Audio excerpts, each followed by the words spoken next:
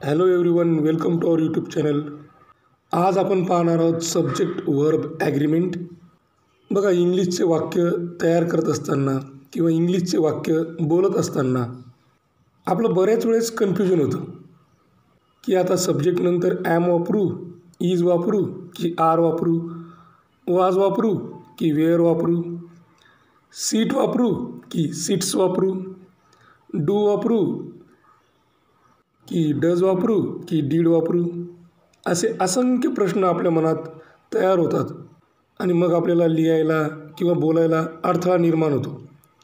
म्हणजे प्रश्न असंख्य आहेत, पण त्याचं उत्तर एक आहे आणि ते आहे सब्जेक्ट वर्ब ॲग्रीमेंट. तर काय असते subject verb agreement? Subject verb agreement हा ग्रामरचा एक मूलभूत नियम आहे, जो आपल्याला एन्श्युअर करतो की कोणत्या सब्जेक्टच्या समोर कोणतं वर्ब वापरलं पाहिजे किंवा कोणत्या सब्जेक्टला कोणतं वर्ब मॅच होते. सिंग्युलर सब्जेक्ट असेल तर कोणतं वर्ब वापरलं पाहिजे किंवा प्लुरल सब्जेक्ट असेल तर कोणतं वर्ब वापरलं पाहिजे, हे सर्व सांगणारी जो नियम आहे, जी गोष्ट आहे, ती म्हणजे सब्जेक्ट वर्ब ॲग्रीमेंट. जसं आपण पाहतो की सब्जेक्ट जर सिंग्युलर असेल तर त्याचं वर्ब हे सुद्धा सिंग्युलर असलं पाहिजे. हे काय आहे? सब्जेक्ट वर्ब ॲग्रीमेंट म्हणजे दिलेल्या वाक्यामधलं वर्ब हे सिंग्युलर म्हणजे एकवचनी, प्लुरल, अनेकवचनी या सब्जेक्टसोबत ॲग्री झालं पाहिजे. हे कशासाठी? का ते ॲग्री झालं पाहिजे? का मॅच झालं पाहिजे? ह्याच्यामुळे काय फायदा होतो? आपलं जे रायटिंग आहे किंवा आपलं जे स्पीकिंग आहे ते क्लिअर होतं आणि ॲक्युरेट होतं. म्हणजे आपण एकदम स्पष्टपणाने, अचूकपणाने बोलू शकतो आणि लिहूसुद्धा शकतो कोणत्याही चूक करण्याशिवाय. हा काही बेसिक रूल आहे की जसं सिंग्युलर सब्जेक्ट आहे, एकवचनी कर्ता आहे, तर त्याच्यासमोर सिंग्युलर वर्ब आलं पाहिजे, म्हणजे एकवचनी क्रियापद आलं पाहिजे. उदाहरण, the cat sits on the mat. या ठिकाणी कॅट हे सिंग्युलर सब्जेक्ट आहे, एकवचनी कर्ता आहे आणि त्याच्यासमोर सिंग्युलर वर्ब आलेलं आहे, सिट्स. तर हे झालं सब्जेक्ट वर्ब ॲग्रीमेंट. पण बरेच वेळेस आपण काय लिहितो? The cat sit on the mat. हे चुकीचं आहे आणि मग आपल्याला वाटतं आपण बरोबर लिहिलं आहे, पण आपले ते चुकलेलं असतं.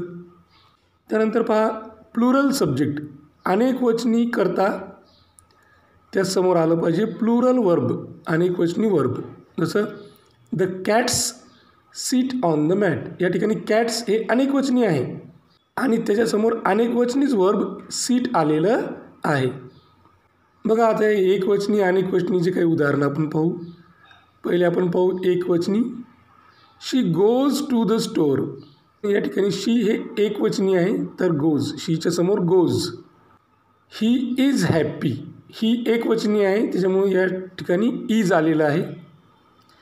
It was a good movie. या ठिकाणी इट हे एकवचनी आहे, त्यामुळे या ठिकाणी आलेलं जे वर्ब आहे, हेल्पिंग वर्ब आहे वॉज, तेही आपण एकवचनी वापरलेलं आहे. त्यानंतर प्लुरल, अनेकवचनी. They go to the store. या ठिकाणी दे हे अनेकवचनी आहे आणि त्याच्यासमोर गो आलेलं आहे. We are happy. वी अनेकवचनी कर्ता आहे, त्याच्यासमोर आर आलेलं आहे. दे वर गुड मूवीज. पुन्हा दे अनेकवचनी आणि त्याच्यासमोर वेअर आलेलं आहे. काही कॉमन एरर्स आपण करत असतो, काही चुका करत असतो आपण. कधीकधी आपण अनेकवचनी कर्त्याच्या समोर एकवचनी वर्ब वापरतो, ते चुकीचं आहे. पहा उदाहरण, the students is going to library. Students हे अनेकवचनी आहे आणि या ठिकाणी आपण इज वापरलं तर हे चुकीचं आहे. या इजचे आर पाहिजे होतं, वाक्य बनलं असतं the students are going to the library. अशा छोट्या छोट्या चुका असतात ज्याच्यामुळं आपण अडखळतो आणि चार चौघात चुकीचं बोलण्याचं फील आपल्याला होतं.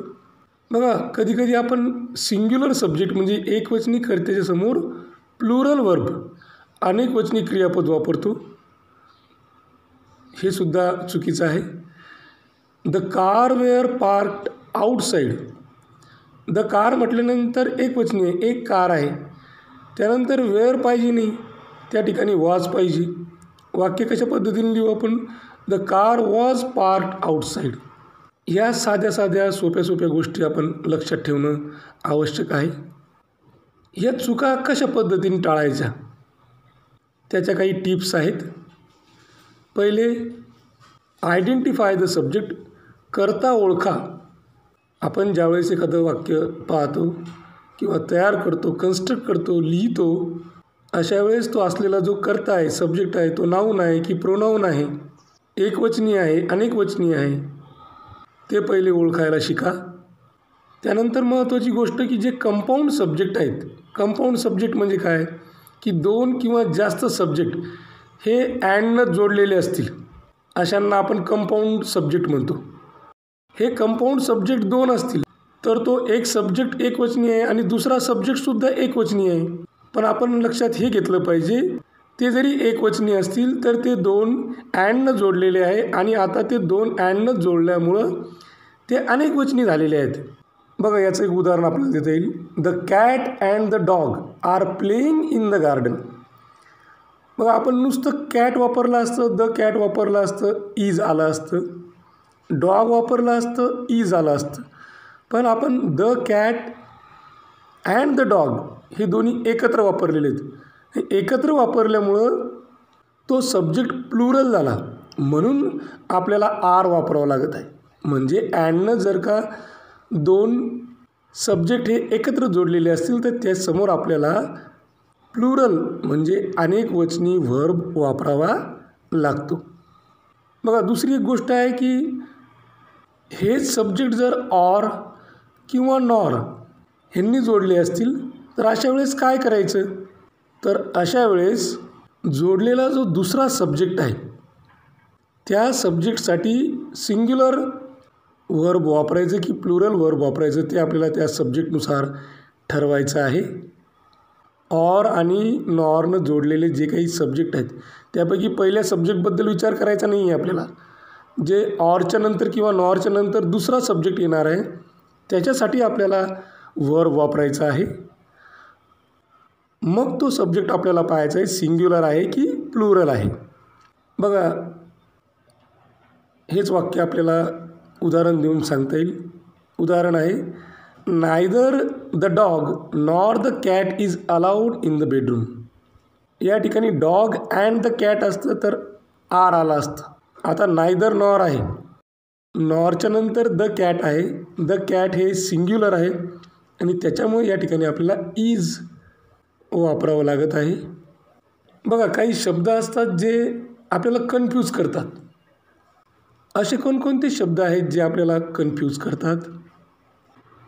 Each, each one, either, neither, everyone, everybody, anyone, anybody, nobody, somebody, someone आणि नो वन.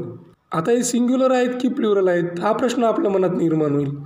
तर मित्रांनो, लक्षात ठेवा, हे सिंग्युलर सब्जेक्ट आहेत आणि सिंग्युलर सब्जेक्ट असल्यामुळं, एकवचनी सब्जेक्ट असल्यामुळं याच्यासमोर सिंग्युलर वर्ब म्हणजे एकवचनी क्रियापदच वापरायचं आहे.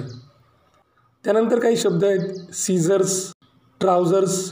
हे प्लुरल म्हणजे अनेकवचनी सब्जेक्ट आहेत आणि याच्यासमोर अनेकवचनी वर्ब वापरायचं आहे.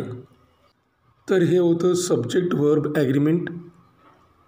अशा बऱ्याच उदाहरणांचा सराव करून तुम्ही सब्जेक्ट वर्ब ॲग्रीमेंट अप्लाय करू शकता. सब्जेक्ट वर्ब ॲग्रीमेंट यूज करत असताना काही अडचणी आल्यास कमेंट बॉक्समध्ये नक्की कळवा. या व्हिडिओला लाईक करा, आपल्या मित्रमैत्रिणींमध्ये जास्तीत जास्त शेअर करा. हा व्हिडिओ शेवटपर्यंत पाहिल्याबद्दल धन्यवाद. थँक्यू. Thanks a lot.